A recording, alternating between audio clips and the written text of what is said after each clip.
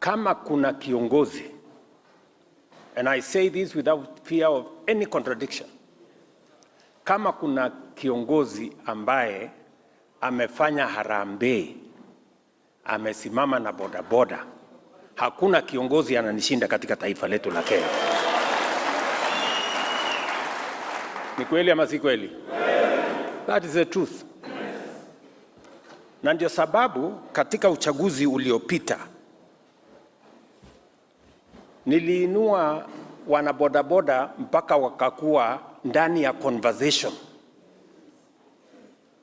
ya uchaguzi. Si ndio? Katika uchaguzi iliyopita group mbili zilikuwa katikati ya mambo ya uchaguzi. Bodaboda na mama mboga. Nani ameintroduce bodaboda na mama mboga katika conversation ya taifa letu la Kenya? Si ndio? Na ndio leo hakuna mtu anaweza kutishia biashara ya wanabodaboda. Tunataka tuwe na mpango ambayo mwananchi wa kawaida kwa ile pesa anaweza kufikia, anaweza kuwa na nafasi ya ku-own pikipiki. Hiyo pikipiki ambayo wako nayo sasa bei yake si 190, bei yake ni 95.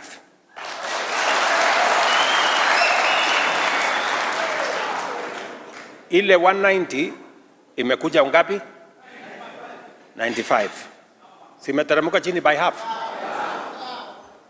Deposit sio 70,000.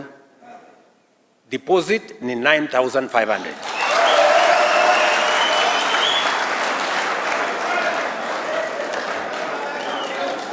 Mnanielewa?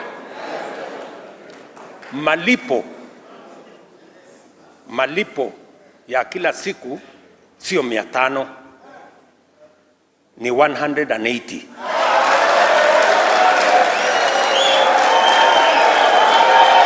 Kwa sababu sasa tukishakubaliana na hawa, mimi pia nitaenda bunge niondoe ile ushuru ambayo bado iko.